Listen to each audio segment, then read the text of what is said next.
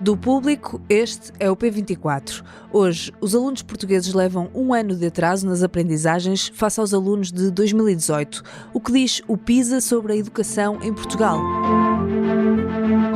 Isto é o PISA da pandemia. Há uma quebra sem precedentes, tanto em Portugal como no resto da OCDE.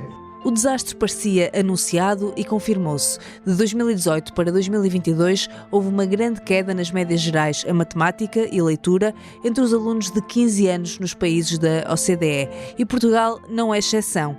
São resultados da 8ª ronda do PISA, um grande estudo feito em 81 países sobre a literacia dos alunos de 15 anos em 3 áreas-chave: ciências, matemática e leitura. O que é avaliado neste teste não são os currículos, que são muito diferentes em todos os países abrangidos, mas as competências dos alunos nestas 3 áreas nos desafios do dia-a-dia. Este é o estudo mais relevante para a avaliação dos sistemas educativos. Com base nesta avaliação, a OCDE consegue fazer um retrato da educação em cada país e compará-lo com os restantes. Os dados não são animadores, nem a nível da OCDE, nem no caso português. Portugal é um dos 5 países em que a média alcançada à matemática está ao nível do que seria de esperar de alunos com 14 anos em 2018. Ou seja, é como se estes alunos tivessem perdido um ano de ensino em relação ao último estudo. O Ministro da Educação, ouvido pelo público, diz-se preocupado, mas relativiza os números. Obviamente que em termos absolutos me preocupa e deve preocupar todos a quebra que temos. Em termos relativos, é interessante ver que desde que participamos no PISA houve na primeira década uma subida muito grande até chegarmos a uma convergência com a média, e isso mantém-se agora mesmo na descida. Nós estamos na média, não é? João Costa tem ainda outra leitura dos números sobre a diferença entre ensino privado e público. É que, ao contrário das notas nos exames nacionais, que registram sempre grandes diferenças entre público e privado, no PISA as disparidades quase não existem. O que eu acho que os nossos exames nacionais mostram é aquilo que o PISA também mostra do efeito da condição socioeconómica, e o que o PISA mostra é que esse efeito existe, o efeito entre público e privado não existe. Será que esta visão otimista do Ministro da Educação combina com os resultados que Portugal obteve neste estudo? Afinal, o que diz o PISA sobre a educação em Portugal? Neste P24 vou conversar com a Andréa Sanches, diretora adjunta do Público. Eu sou Inês Rocha e este é o P24. Andréia, bem-vinda ao P24. Olá, Inês. O relatório PISA não é animador, nem a nível geral, nem no caso português. Há uma grande descida nas médias, a matemática e a leitura. Que dados é que destacarias deste relatório da OCDE? Há, de facto, uma quebra generalizada e sem precedentes nos países que foram avaliados na edição de 2022.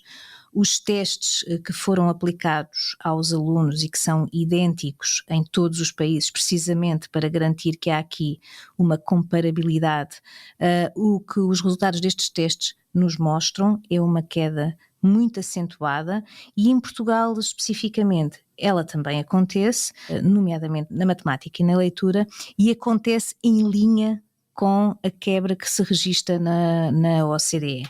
E, portanto, descem todos. Portugal também desce, mantém-se, porque todos descem, mantém-se ali na média, na pontuação média dos resultados da OCDE.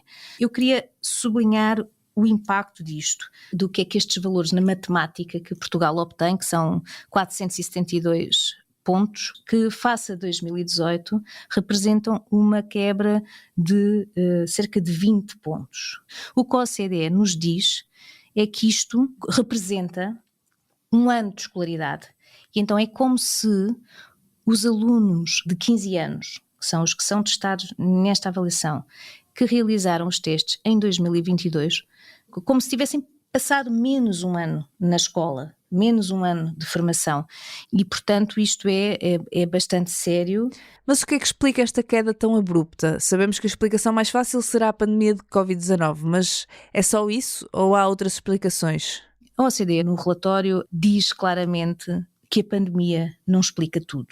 Ou seja, como também nos contou o Ministro da Educação, na entrevista que nos deu a propósito do PISA, houve de facto uma perturbação que todos conhecemos nas escolas portuguesas e de todo o mundo, decorrente da pandemia e do ensino à distância.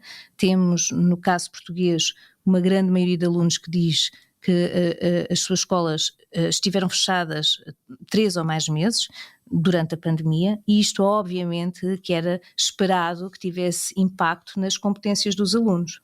Mas a OCDE diz, atenção, a pandemia não explica tudo, e nota que em anteriores edições havia já uma tendência para uma estabilização dos resultados, depois na primeira década, sobretudo, ter havido um aumento, uma melhoria progressiva das competências dos alunos. Chegou-se a um patamar de estabilidade e até uma tendência para descida num conjunto de países significativo.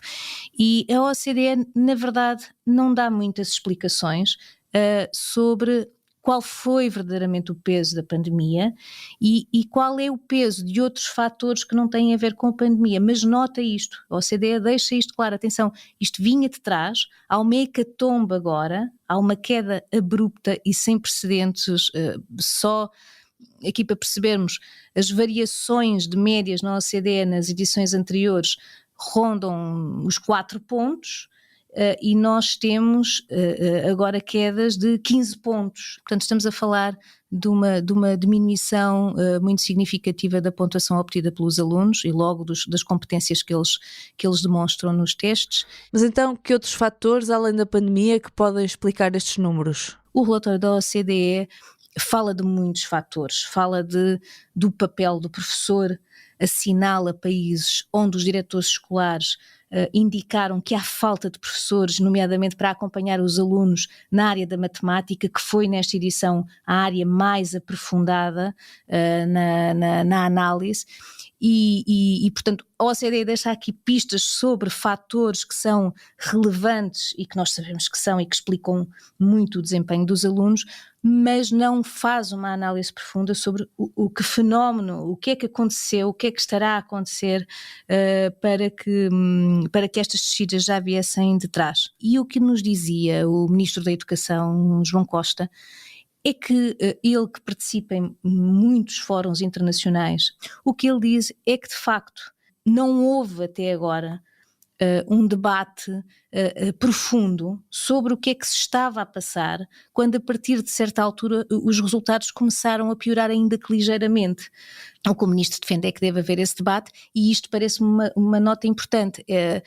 Eu acho que ninguém vai poder ficar indiferente a estes resultados, nem em Portugal, nem nos outros países, e que este debate que provavelmente não se fez até agora, que se adiou até agora, ele vai ter mesmo que ser feito. Esta queda que hoje foi revelada torna o debate inevitável.